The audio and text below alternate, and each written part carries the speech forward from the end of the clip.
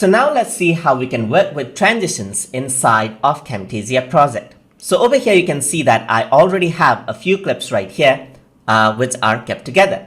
If I were to press the space bar over here, what happens is that once it goes from one clip to the next, there's an instant cut. So to make it more smooth, what we can do is use something called transitions. So transitions are available over here just like this, as you can see. The shortcut key for it is T. Once you go into transition, you can see that there's a lot of options that you can select from. So over here, for example, you got the Bondor option.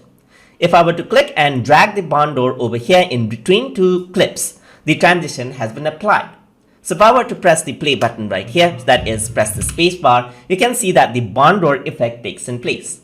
But the transition has a specific time that it is displayed for. So you can resize this out by using your mouse as well. And you can go over here and reverse the Bondor effect as well. So you can see that now you have a reverse effect of the Bondor. You also have an option to use the trimmed content, which is selected by default. So what happens is that whatever is trimmed out onto the clip, that footage is used, so it does not have to pause out the footage while it is using the transition. Similarly, you can go and select different types of transition right here, like flip it out, you can go around and select stylized glow and so forth. So those are the transitions which are available over here itself. So instead of having to replace it out just by this, what you can simply do is you can use this transition right here. So you can see that the transitions are really good, just like that. So stylistic transitions are there. Another way is to apply transition onto the entire clip is to select all of it and then use the transition and drag it in. So what happens is that transition has been applied from the beginning till the end, and same transition is there all over, as you can see right there. Another thing that you can do is use transitions on individual clips. Let's say, for example, if I were to use spiral transition here and strip here, you can see that there's a spiral transition here and then there's a strip transition here. You want to apply same transition on the clip.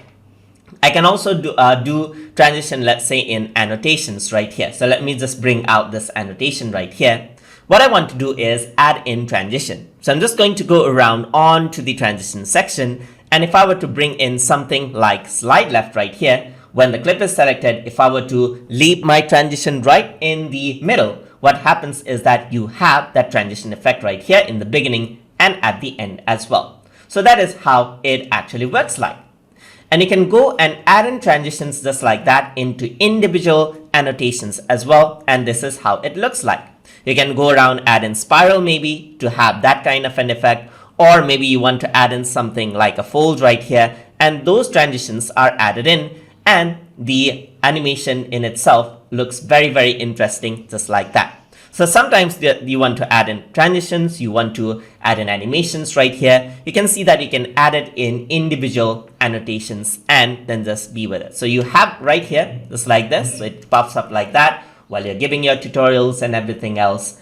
And that is how you can make your recordings much more interesting to look at by using transitions just like that. So hope you guys learned something as always. And as always, please like, comment, share, and subscribe.